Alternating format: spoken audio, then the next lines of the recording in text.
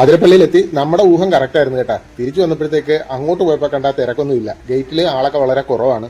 പക്ഷെ ഇനി അകത്ത് ചെല്ലുമ്പോൾ എങ്ങനെയാണെന്ന് അറിയത്തില്ല. അകത്ത് ആള് കാണാൻ സാധ്യതയുണ്ട്.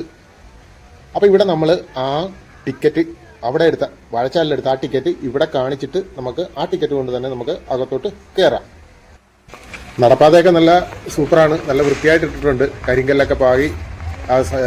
ഇതിൻ്റെ ഈ നടുക്ക് ഇതെന്താണ് ഈ സംഭവം എന്ന് അറിയത്തില്ല. കോൺക്രീറ്റ് ചെയ്തിട്ട് അതിൻ്റെ പുറത്തൊരു റെയിൽ പോലൊരു സംഭവമൊക്കെ സെറ്റ് ചെയ്തിട്ടുണ്ട്. നമ്മൾ ഈ നടക്കുന്ന വഴിയുടെ ഒരു വശത്തെ ഇലക്ട്രിക് ഫെൻസിങ് ഇട്ടിട്ടുണ്ട്. അത് ആനയൊക്കെ കയറി വരാതിരിക്കാൻ വേണ്ടിയിട്ടാണ്. അതുപോലെ തന്നെ നമ്മൾ ഈ നടക്കുന്ന വഴിയുടെ ഒരു വശത്ത് ഇത് ബാരിക്കേഡ് പോലെ ഇത് ഒരു അലങ്കാര പണിയൊക്കെ ചെയ്തിരിക്കുന്നുണ്ട്. അത് പൈപ്പിലാണ് ചെയ്തിരിക്കുന്നത്. മുളയുടെ ഡിസൈനൊക്കെ കൊടുത്തിട്ടാണ് അത് ചെയ്തിരിക്കുന്നത്. നമുക്ക് ഇവിടുന്ന് ഒരു ചെറിയൊരു താഴ്ചയിലേക്കാണ് നമ്മൾ അങ്ങോട്ട് ഇറങ്ങി ചെല്ലണത്. അയ്യപ്പന്മാരാണ് ഇത്. ഇതാ ഇവിടെ കണ്ട ഒരു വണ്ടി കണ്ട, കാട്ടുതേൻ. അതായെന്ന് വെച്ച് കഴിഞ്ഞാൽ Vanasree mobile eco shop Vazhachal. അപ്പോൾ അവരുടെ വനവിഭവങ്ങളൊക്കെ വിൽക്കുന്നതിന് വേണ്ടിയിട്ടുള്ള ആ ഒരു ഷോപ്പാണ് കേട്ടോ. അതൊരു വണ്ടിയിലാണ് അറേഞ്ച് ചെയ്തത്, ട്രാവലറിലാണ് അറേഞ്ച് ചെയ്തിരിക്കുന്നത്.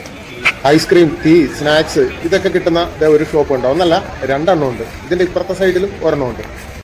ഇവിടെ വരുന്നവർക്ക് ഇരുന്ന് വിശ്രമിക്കുന്നതിന് വേണ്ടിയിട്ടൊരു സംവിധാനം ഇവിടെ റെഡിയാക്കിയിട്ടുണ്ട്. മുളയും ഷീറ്റും ഒക്കെ ആയിട്ടാണ് ചെയ്തിരിക്കുന്നത്. അതിരപ്പള്ളി വെള്ളച്ചാട്ടത്തിന്റെ മുകൾ ഭാഗത്തു നിന്നുള്ള കാഴ്ചകളാണ് നമ്മൾ ആദ്യം കാണാൻ പോകുന്നത്. അങ്ങോട്ടാണ് ഞാനിപ്പം ഇറങ്ങിക്കൊണ്ടിരിക്കുന്നത്. ഇതൊരു പാറയുടെ പുറത്തുകൂടിയാണ് നമ്മൾ ഒരു ഇറക്കാണ് കേട്ടോ. ആൾക്കാർ കുറച്ചു പേരൊക്കെ ഇവിടെ ഉണ്ട്.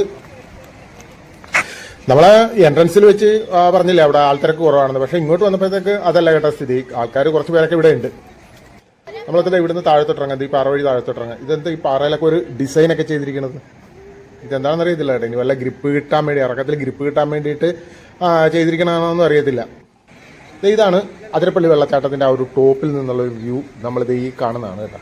നമ്മൾ മറ്റേ ആ റോഡ് സൈഡിൽ നിന്ന് കാണുന്നത് അതുപോലെ താഴെ പോയാൽ കാണുന്ന പോലുള്ളൊരു അത്ര ഒരു ഭംഗി ഇല്ല കേട്ടോ. ഇതൊരു ഈ രണ്ട് ചാട്ടത്തിനും ഒരു ഭാഗികമായിട്ടുള്ളൊരു വ്യൂ മാത്രമേ ഇവിടെ കിട്ടുന്നുള്ളൂ. ഇത് ഇവിടെ ഈ ബാരിക്കേഡ് വെച്ചിരിക്കുന്നുണ്ട്. അവിടം വരെ നമുക്ക് പോകാൻ പറ്റുള്ളൂ.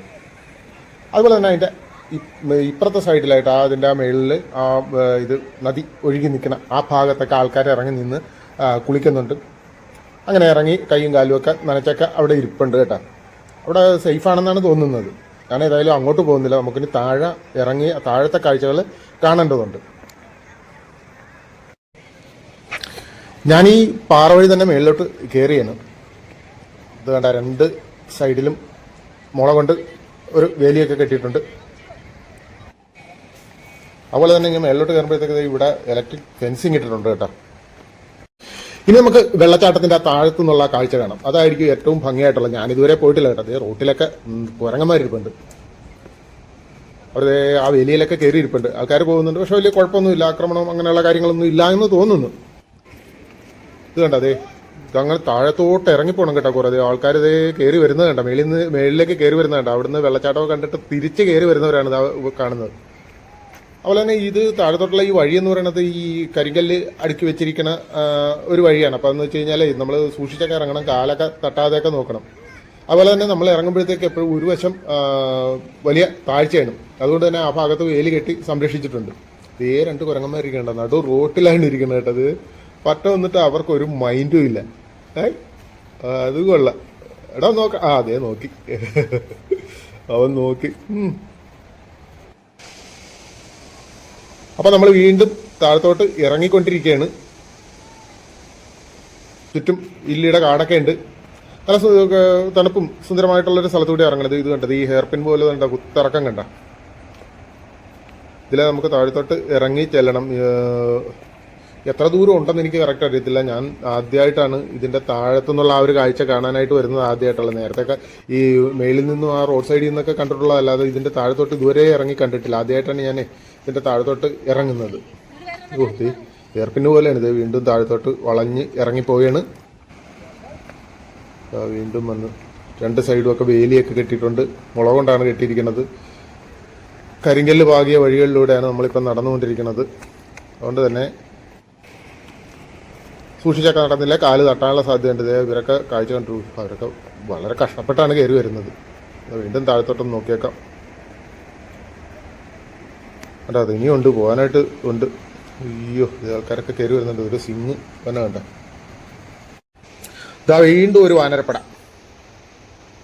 ഒരു ഫാമിലിയാണെന്ന് തോന്നുന്നു. ഇവിടെ തന്നെ ഒറ്റക്കിരിക്കണം. ഇനി ഈ ഇറങ്ങിയ ഇറക്കമൊക്കെ ഈ വെള്ളച്ചാട്ടം കണ്ടച്ചും തിരിച്ച് കയറണമല്ല എന്ന് ഓർക്കുമ്പോഴത്തേക്കാണ് ഒരു പേടി. ഇനി കയറ്റാണ്, ഇങ്ങോട്ട് തിരിച്ച് കയറ്റാണ്. ഞാനിങ്ങോട്ട് പോരുമ്പോഴത്തേക്ക് ഒരു ചേച്ചി ശ്വാസം മുട്ടിയിട്ട് അവിടെ ഇരുന്നിട്ട് എല്ലാവരും കൂടി വീശിയൊക്കെ കൊടുക്കുന്നുണ്ടായിരുന്നു. അതേ അങ്ങനെ നമ്മളിതേ വെള്ളച്ചാട്ടത്തിൻ്റെ താഴെ വന്ന് ഇവിടുത്തെ ചില സ്ഥലത്തൊക്കെ കയറൊക്കെ വെച്ച് കെട്ടി തിരിച്ചിട്ടുണ്ട്. അതിൻ്റെ അപ്പുറത്ത് സെക്യൂരിറ്റി ഒക്കെ ഉണ്ട്. അപ്പോൾ ഈ കയറ് വെച്ചിരിക്കുന്നതിൻ്റെ ഒന്നും അപ്പുറത്തോട്ട് നമ്മൾ പോകാൻ പാടില്ല. അതായത് കണ്ട വെള്ളച്ചാട്ടം കണ്ട നമ്മൾ താഴെ എന്ന് പറഞ്ഞപ്പോഴത്തേക്ക് മേളിൽ നിന്ന് പറഞ്ഞപ്പോഴത്തേക്ക് ഞാൻ രണ്ടെണ്ണം അവിടെ വെച്ച് അത് വ്യക്തമായിട്ട് കാണാൻ പറ്റില്ല. 2 ചാട്ടമാണ് കൊണ്ടായിരുന്നു. പക്ഷേ ഇവിടെ വരുമ്പോഴത്തേക്ക് നമുക്ക് 3 ഭാഗം കാണാനായിട്ട് പറ്റുന്നുണ്ട്. ഈ താഴെ നോക്കുമ്പോഴത്തേക്ക് 3 ഭാഗം കാണാനായിട്ട് പറ്റുന്നുണ്ട്. ചുറ്റും പാറക്കൂട്ടാണ് കേട്ടോ. ആൾക്കാരൊക്കെ ആ പാറയുടെ മുകളിലൊക്കെ കയറി നിന്ന് ഫോട്ടോ എടുക്കുന്നുണ്ട്. അതുപോലെ തന്നെ അവിടെ ഇറങ്ങാൻ പറ്റുന്ന സ്ഥലത്തൊക്കെ വെള്ളത്തിലൊക്കെ ആൾക്കാർ ഇറങ്ങി നിൽപ്പുണ്ട്. പാറയുടെ മുകളിൽ നിന്ന് ചാടിയത് കണ്ട.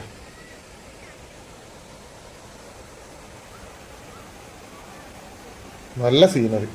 ആഹാ, ഇത് കുറച്ചും കൂടി മഴക്കാലത്ത് വന്നു കഴിഞ്ഞാൽ ഇത് കുറച്ചും കൂടി പവറായിട്ടായിരിക്കും ഇത് ഒഴുകണം. ഇനി മഴക്കാലത്ത് ഇതിൻ്റെ താഴത്തോട്ട് ഇറക്കി വിടുവാന്ന് എനിക്ക് അറിയത്തില്ല കേട്ടോ.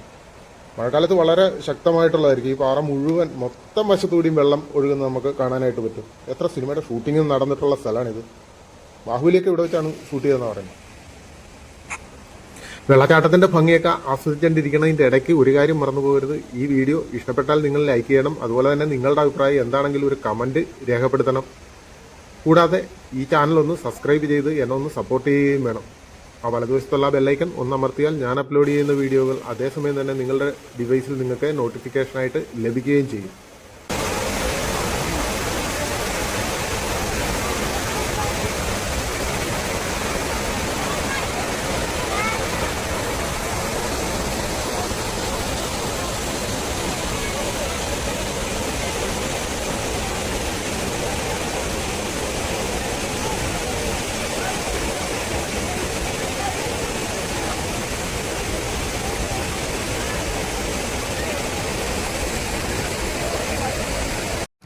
അതിരപ്പള്ളി വെള്ളച്ചാട്ടത്തിൻ്റെ കാഴ്ചകളൊക്കെ എല്ലാവർക്കും ഇഷ്ടപ്പെട്ട നമ്മൾ ഇനി തിരിച്ചു കയറിയാണ്.